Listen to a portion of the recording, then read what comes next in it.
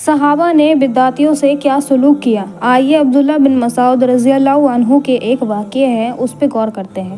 آپ خفا میں تھے اور ایک شخص دوڑتا ہوا آیا اور کہنے لگا، اے عبداللہ، ایک عجیب چیز میں نے دیکھی۔ لوگ فجر کے بعد مسجد میں جمع ہو رہے ہیں اور حلقے بنا رہے ہیں، یعنی کہ گروپس بنا رہے ہیں، اور ایک شخص اس میں کہتا ہے سبحان اللہ اور سب کہتے ہیں سبحان اللہ۔ پھر ایک گروہ کہتا ہے الحمدللہ اور سب چلاتے ہیں الحمدللہ۔ اسی طرح وہ تسبیحات پڑھ رہے ہیں۔ یہ چیز رسول اللہ صلی اللہ علیہ وسلم کے زمانے میں تو ہم نے نہیں پائی اور وہ لوگ کر رہے ہیں۔ عبداللہ بن مسعود نے اس کا گریبان پکڑا اور کہا، تم نے انہیں روکا کیوں نہیں؟ اس نے کہا کہ وہ لوگ بہت زیادہ تھے، تم چلو، تم صحابی رسول ہو، تم کچھ انہیں کہو۔ عبداللہ بن مسعود آئے اور تمام کو مسجد سے ہکال دیا اور کہا کہ تم وہ عمل کرتے ہو جو رسول اللہ صلی اللہ علیہ وسلم کے دور میں ہم نے نہ کیا اور رسول اللہ صلی اللہ علیہ وسلم نے ہمیں نہ بتایا، اور رسول اللہ کے دور میں ایسا ہم نے نہیں کیا کبھی۔ یہ نبی پاک صلی اللہ علیہ وسلم نے ہم کو اجازت نہیں دی کہ حلقے اور گھیرے بنا کر تسبیحات پڑھا کرو۔ ہاں، جتنی تسبیحات پڑھنا ہے اپنی پڑھو الگ الگ، لیکن رسول اللہ کے دور میں حلقے بنا کر جماعت سے کام ہم نے نہیں کیا کبھی۔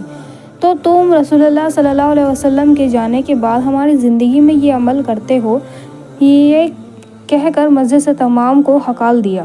تو صحابہ ذرا سے بھی ایسی چیز کو برداشت نہیں کرتے جو دین میں نہیں ہوئی ہوتی اور رسول اللہ سے ثابت نہ ہوتی۔ پھر گویا وہ سبحان اللہ ہی کیوں نہ پڑھ رہے ہوں، گویا الحمدللہ ہی کیوں نہ پڑھ رہے تھے، لیکن طریقہ رسول اللہ کے اختیار نہیں کیا تو پھر وہ عمل درست نہیں۔ بدعت کر لیا تو کیا ہوا؟ اب جو بدعت کرتے ہیں ان کا ایک عجیب معاملہ ہوتا ہے کہ کر لیا تو کیا ہوا۔ آئیے ہم بتانے کی کوشش کرتے ہیں کہ کیا ہوا۔ اذان کے آخری الفاظ کیا ہے؟ لا الہ الا اللہ، یعنی آخری الفاظ ہیں نا اذان کے۔ لیکن کل ہم آپ کے محلے کی مسجد میں آ کر اذان دیتے ہیں اور لا الہ الا اللہ محمد رسول اللہ پر اذان پوری کرتے ہیں۔ آپ آ کر ہمیں کیا کرو گے اور کیا کرو گے؟ کیا غلط کیا ہم نے؟ کلمے کو مکمل ہی تو کیا ہے، نہیں کرتے تو اذان میں کوئی غلطی ہے اس کے اندر؟ آپ کہو گے کہ رسول اللہ صلی اللہ علیہ وسلم کے زمانے میں ایسی اذان نہیں دی گئی، لہٰذا یہ بدعت ہے اور مسجد سے ہمیں ہلکا دیا گیا۔ میرا یہی سوال ہے، یہی ہوا؟ تم نے وہ عمل کیا، شریعت پہ الزام لگایا، یہ اعمال، اس کی نیکی، اس کا ثواب رسول اللہ کو نہ معلوم ہوا، نہ صحابہ کو معلوم ہوا، لیکن ہم کو اور آپ کو معلوم ہو گیا، معاذ اللہ۔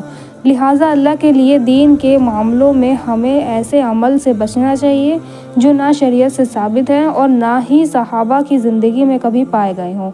بدعتوں کا اقسام۔ اب بدعت کرنے والوں نے بڑے اچھے طریقے اختیار کیے اور دین میں بدعت کے اقسام بنا دیے کہ بدعت دو قسموں کی ہوتی ہے، ایک بدعت حسنہ اور دوسری بدعت سیئہ۔ بدعت حسنہ یعنی اچھی بدعت اور بدعت سیئہ یعنی بری بدعت۔ سبحان اللہ۔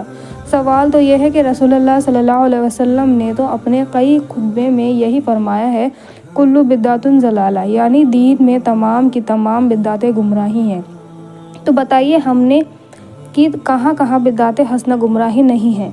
کلو میں سب آ گیا، مکمل طور سے دین میں بدعت گمراہی ہے۔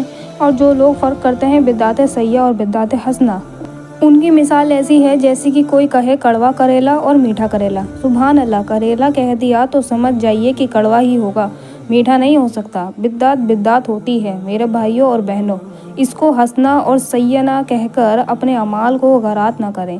مفہوم حدیث، مائی عائشہ رضی اللہ عنہا روایت کرتی ہیں کہ رسول اللہ صلی اللہ علیہ وسلم نے فرمایا، جس نے کوئی ایسا عمل کیا اس دین میں جو ہم نے نہ کیا ہو، وہ رد کیا جائے گا اور وہ مردود ہے اور وہ دھتکار دیا جائے گا۔ انشاءاللہ اگلے پارٹ میں بدعت کے تعلق سے رسول اللہ صلی اللہ علیہ وسلم کی آخری وصیت کا ذکر کریں گے انشاءاللہ۔